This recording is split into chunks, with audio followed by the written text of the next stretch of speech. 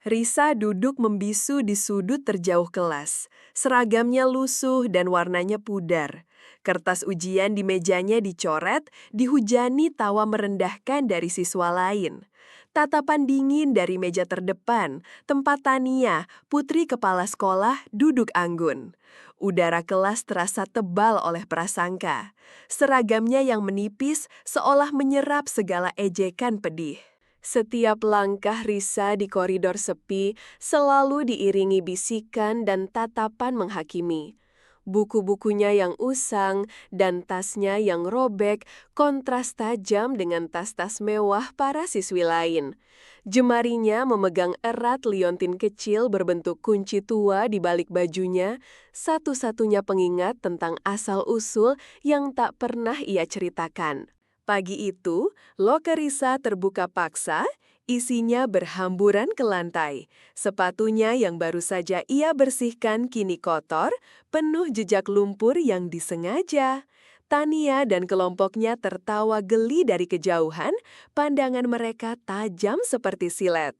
Sebuah pesan tersirat yang menekan, menghancurkan sisa-sisa harga diri Risa. Proyek sains Risa yang dikerjakan berminggu-minggu dengan teliti tiba-tiba hilang dari meja guru. Wajah Risa pucat pasi, sementara Tania menyeringai dari jauh memegang selembar kertas yang mirip sampul laporan Risa. Guru hanya mengangkat bahu, seolah kehilangan itu adalah hal lumrah mengabaikan penderitaannya. Di pojok perpustakaan, Risa menunduk, tangannya sibuk menggambar sketsa bangunan megah yang tak dikenal. Detailnya rumit. Jauh dari citra siswa tak berdaya, garis-garis yang ia buat tegas dan presisi, seolah ia membangun kembali sebuah dunia. Sebuah penantian dan tekad yang kuat terpancar dari mata sayunya.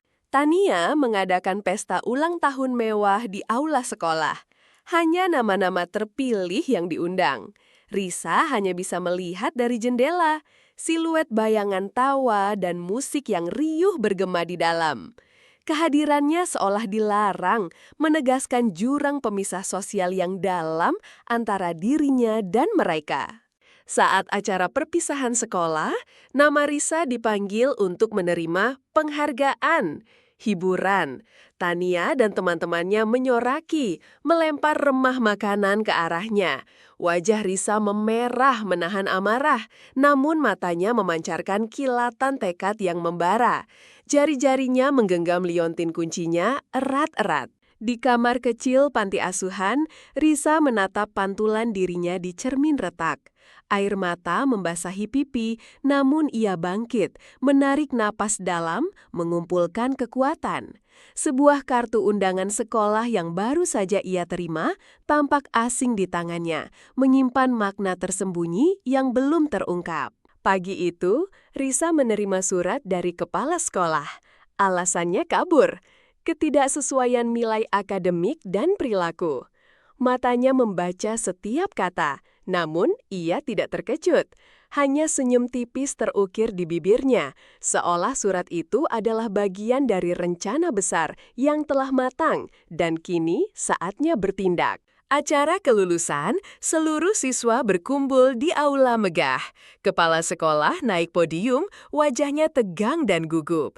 Ia mengumumkan perubahan kepemilikan sekolah secara mendadak, menyebut nama seorang donatur misterius yang baru saja mengambil alih. Bisikan-bisikan riuh segera memenuhi seluruh ruangan.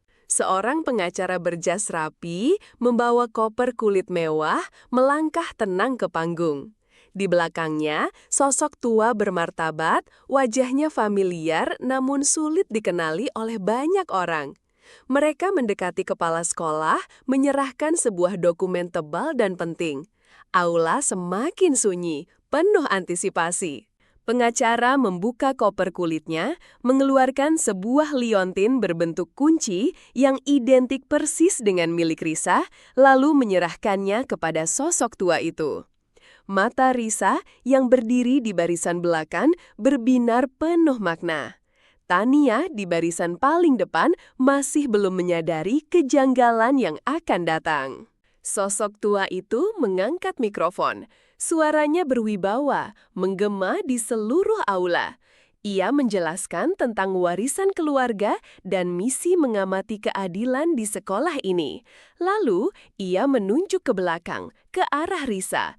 Dan inilah pewaris sah sekolah ini, cucu saya, Risa. Sora kaget memecah keheningan yang panjang. Mata Tania membelalak lebar, wajahnya pucat pasi. Tak percaya, ia memandang Risa yang kini berjalan anggun ke depan, seragam lusuhnya seolah memancarkan aura berbeda, kekuatan tak terduga. Senyum tipis Risa kini bukan senyum ketidakberdayaan, melainkan kemenangan diam yang menghancurkan keangkuhan Tania. Risa kini berdiri di samping kakeknya, di podium utama. Ia menatap kerumunan siswa di depannya. Ada rasa simpati di matanya, tapi juga ketegasan yang tak tergoyahkan. Tania dan rombongannya menunduk malu, tak berani bertatapan langsung. Masa depan sekolah itu dan nasib mereka kini sepenuhnya di tangan Risa. Sebuah awal yang baru telah dimulai.